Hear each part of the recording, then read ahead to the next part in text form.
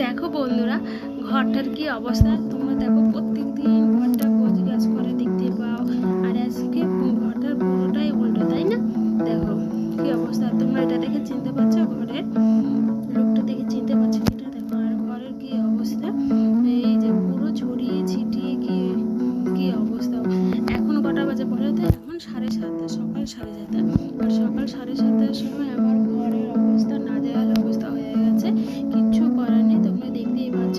কি একটা ঘরে নতুন এসেছে এসি, এসি লাগাতে লোক চলে এসে, আমি ঘুম থেকে উঠিয়ে নিই, তার মধ্যে এসি লাগানো লোক চলে আসে, তার জন্য ঘরের অবস্থা এরকম শোচনীয়, দেখার মতো না। ও যাই হোক, ও ঠিক পরিষ্কার করে নেব। ও তোমাদের তো পরিচয়টাই এখনো দেওয়া হয়নি আমার। চলো তো সবার আগে আমার প্রথমে পরিচয়টা তোমাদেরকে বলে। নমস্কার বন্ধুরা, এইচডিএস ব্লগ থেকে সবাইকে স্বাগত। তোমরা সবাই কেমন আছো? আশা করছি ভালো আছো, আর আমিও ভালো আছি। আবার চলে আসলাম নতুন একটা ব্লগের সঙ্গে। আশা করছি তোমাদের ব্লগটা অনেক অনেক ভালো লাগবে। আর দেখো, এদিকে তোমাদের সাথে কথা বলতে বলতে চলে আসলাম উপরে উপরে কাজ করতে। আর এখানে ঝাড়ু দিয়ে নিলাম, ঝাড়ুটা দেওয়া হয়ে গেছে, পুরো ঝাড়ুটা শেয়ার করলাম না। আর মা আর মেয়ে ওখানে ছাদ থেকে আসলে সেটাই তোমরা দেখতে পেয়েছিলে। আর মেয়ে এখানে আমাকে কোনো মতেই ক্যামেরা করতে দেবে না, তোমরা এর আগেও দেখতে পেয়েছিলে। ও বারবার করে ক্যামেরাটা সরিয়ে নিচ্ছে, আমাকে দেবে না ক্যামেরা করতে, কিছুতে ভিডিও করতে দেবে না। আর এদিকে ঝাড়ু টাড়ু দেওয়া হয়ে গেছে, আর নিচে তো ঝাড়ু দিতে পারবো না, তোমরা তো দেখতেই পেলে কী অবস্থা হয়ে আছে। তার জন্য নিচটা এখানে সিঁড়িটা ঝাড়ু দিয়ে চলে এসছে উপরে। উপরে চলে এসে তারপরে মাকে বললাম, মা কী করবো এখন বুঝতে পারছি না, বলো কী কী রান্না হবে। মা বললো এই রান্না হবে, তুমি সবজিটা কেটে নাও। তারপরে আমি সবজি কেটে রান্না বসিয়ে দিয়েছি, কিন্তু আমার রান্না বসাতে দেখো বন্ধুরা, এখন রান্নাটা বসিয়ে দিয়ে এই যে আম কেটে নিয়েছি, আর টক ডাল করবো, আর সজনের ডাঁটার চচ্চড়ি, আর এই যেখানে ইলিশ মাছ ভিজিয়ে রেখেছি, ইলিশ মাছের সর্ষে বাটা করবো। সকাল সকালে রান্নাটা করে নিই। আর ওদিকে তুমি দেখতে পেলে এসির কাজ চলছে, ও কাজ শেষ হোক, তারপরে নিচের ঘরটা পরিষ্কার করে নেবো। ততক্ষণ আমি রান্নাটা করে নিই। রান্নাটা করা থাকলে অনেকটা নিশ্চিত না রান্নাটা করা আছে, আর ওইদিকটা দেরি হয়ে গেলেও অত কিছু মনে হয় না। এখনও কাজ চলছেই, কাজ করছে ওরা, করুক, আর আমি এদিকে রান্নাটাও ততক্ষণে সেরে নিই। 9:30টার সময় রান্নাটা বসিয়েছিলাম, কিন্তু সে আমার রান্না করতে করতে 1টা বেজে গেছে। ওই যে বললাম গ্যাসের বার্নারটা খারাপ হয়ে গেছে, মা আবার গ্যাসের বার্নারটা নিতে গেছে। নিতে গিয়ে তো সে 3-4 দিন ধরে ঘোরাঘুরি করছে, সে গ্যাসের বার্নার আর পাচ্ছে না। এই গ্যাসগুলোতে খারাপ হয়ে গেলে এই একটা সমস্যা, জানো তো, পাওয়া যায় না কোথাও, বাজারেও পাওয়া যায় না। আর মা 3-4 দিন ধরে ঘুরছে, কোনো মতেই পাচ্ছে না। ওদিকে মা চলে গেছে, আর মেয়েকে আমি ধরেছিলাম, তার জন্য ও তো আমাকে ছাড়ছেই না, আর রান্না করতে আমার দেরি হয়ে গেছে। তারপরে আবার মা বাজার থেকে আসলো, তারপরে আমি আবার রান্নাটা যেটুকুনি বাকি ছিল সেইটুকুনি রান্নাটা করে নিলাম। আর এদিকে রান্না করতে করতে আমি গ্যাসের স্ল্যাবগুলোও মুছে নিচ্ছি। তেল ছিটা পড়ে গেছে, তাই জন্য আমি 2-1 দিন পর এই সাবান দিয়ে কিংবা সার্ফ দিয়ে ভালো করে মুছে নিই, তাতে তেল ছিটাটা বেশি পড়ে না। আর তেল ছিটা পড়ে গেলে কি বলো তো, ওই যে পোছাগুলোতে বা প্রত্যেককে তেল ছিটা লেগে যায়, আর হাতে না চিপচিপ চিপচিপ একটা কেমন যেন ভাব হয়ে থাকে, ওটা ভালো লাগে না আমার। তাই জন্য 1 দিন পর আমি তেল ছিটে পরে তেল ছিটেটা উঠে নেওয়ার চেষ্টা করি, তাতে খাটনিটা অনেকটা কম হয়। আর যদি তুমি একবারে অনেক পরিষ্কার করতে যাও, অনেকটা টাইমও লেগে যায়, আর তোমার উপর চাপটা বেশি পড়ে যায়, তাই না? আর গরম জলে তখন করতে হয়, এমনি সাবান হয় না। আর রান্না করার সময় যদি তুমি পরিষ্কার করে নিতে পারো, তাহলে দেখবো অনেকটাই হালকা হয়। আর এদিকে আমার রান্নার হয়েও গেছে, এতে ইলিশ মাছের সর্ষে বাটা করছি।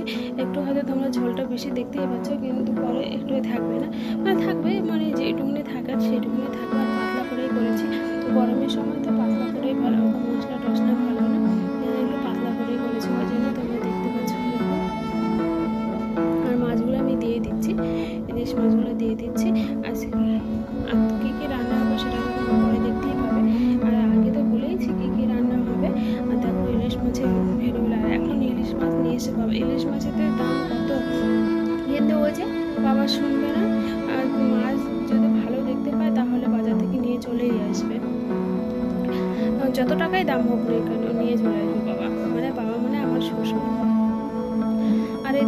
সব কিছু গ্যাস ট্যাস পরিষ্কার, রান্নাটা হয়ে গেছে, গ্যাস ট্যাস পরিষ্কার করাও হয়ে গেছে। এমনিতে কয়েকটা থালা ছিল, থালা মেজে নিলাম। এর আগে কিন্তু একজনের থালা মেজেছিলাম, 3বার থালা মাজা হলো রান্নাঘরেতে। মাজা হয়ে গেছে, পরিষ্কার করে নিয়েছি।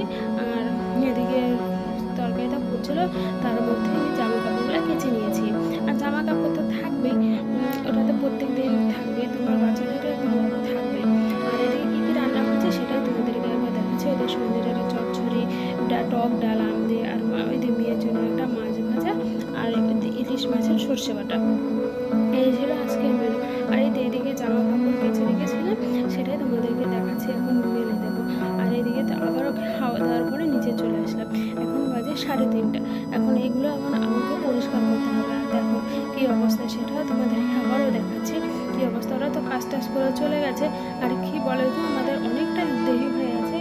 এসিতে বসিয়ে চলে গেছে, তারপর তো আমাদের নিচের ঘরে এসি কানেকশান ছিল না, তারপর আবার নতুন করে সেই কানেকশান দেওয়া। ওই যে এই যে পাইপগুলো দেখতে পাচ্ছি, এগুলো থেকে পাইপ টেনে টেনে কানেকশান দেওয়া, অনেকটা টাইম লেগেছিলো। ওই কাকুটা এসেছিলো 10টার সময়, গেছে 3:30টার সময়। তারপরে আমি খাওয়া দাওয়ার পরে আবার নিচে চলে আসি। আর আমার আবার সারাদিন ধরে আজকে কিছুই খাইনি, এত ব্যস্ত ছিল। আর তারপরে আবার আমি এদিকে পরিষ্কার করছি, ও করেছিল, আমি এদিকে পরিষ্কার করছি, তারপরে ওকে আবার খেতে দিলাম। আর এদিকে দেখো ড্রিল মেশিন করেছে, দেওয়ালে ফুটো হয়েছে, তার জন্য কত নোংরা পড়েছে। ওই জন্য আবার এগুলো ভালো করে একটু তো মুছে নিতেই হবে, তাই না, থাকার মতো জায়গায় করে। তারপরে পরে ডিপ ক্লিন করা যাবে, আগে তো নিচে থাকার মতন একটা ব্যবস্থা করি, একটু তো পরিষ্কার করে রাখতেই হবে, না সেটা ফ্যান ট্যান জ্বালালে নোংরা পড়ে যাবে। আর কী যে নোংরা হয়েছিল বাপরে, ঘরের যা অবস্থা। আর সারাদিন লেগে গেছে এই কাজটা করতে। যদি কানেকশান তো দেওয়া থাকতো আগে থেকে, তাহলে এই হ্যাপাটা আর হতো না। আর আমি একটা কথাই বলছি, তোমরা যখন নতুন বাড়ি করবে তখন তোমরা এসি নিতে পারো কি পারো না, যদি ভবিষ্যতে কোনো সময় নাও, তাহলে এসির কানেকশান অবশ্যই করে রাখবে, তাহলে দেখবে আমাদের মতন এই হ্যাপাটা হবে না। মানে এই যে এখানে থেকে তার টানা, ওখান থেকে তার টানা, সেই কষ্টটা আর হবে না। আর খরচটাও অনেকটা পড়ে যায়। তো তোমরা যখন বের করবে তখন একসঙ্গে করবে। আর দেখো এখানে আমার ঘরগুলো গোছানো হয়েও গেছে। আর এসিটা দেখো বসিয়েছি, কি সুন্দর লাগছে না? আগে কি ঘরটার কী অবস্থা ছিল, আর এখন দেখো আমি পুরো গুছিয়ে নিয়েছি, পরিষ্কার করে নিয়েছি।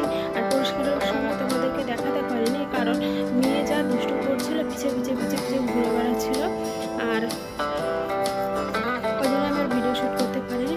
আর এদিকে এখন রাতও হয়ে গেছে, এটা কিন্তু তখন আমি খাওয়া দাওয়ার পরে থালাগুলো মাজিনি, এখন চলে এসে থালা মাজতে। খাওয়া দাওয়ার পরে বিকেলে যে খেলাম দুপুরবেলা, দুপুরে থালাবেলা এখন মাজি। এখন কটা বাজে বলো তো? এখন 8টা বাজে, রাত 8টার সময় আমি থালা মাজতে চলে এসেছি। আর বন্ধুরা, আমি ভিডিওটা এখানেই রাখছি। ভিডিওটা যদি তোমাদের ভালো লাগে অবশ্যই লাইক, শেয়ার এবং সাবস্ক্রাইব করতে ভুলো না। দেখো কত কষ্ট করে আমি ভিডিওগুলো বানাই, একটা ছোটো বাচ্চাকে নিয়ে। দেখো তোমরা কিন্তু কেউ কমেন্ট করো না, তোমরা যদি কমেন্ট করো আমি ভিডিও করার উৎসাহটা আরও বেশি করে পাবো। তোমরা যদি না কমেন্ট করো তাহলে আমি কী করে বলবো, আর বলবো তোমাদের কেমন লাগছে ভিডিওগুলো। আর দেখো তোমাদের সাথে সাথে কথা বলতে বলতে আমার এই থালাগুলো মাজা হয়ে গেছে, এখন ধুয়ে নেবো থালাগুলো।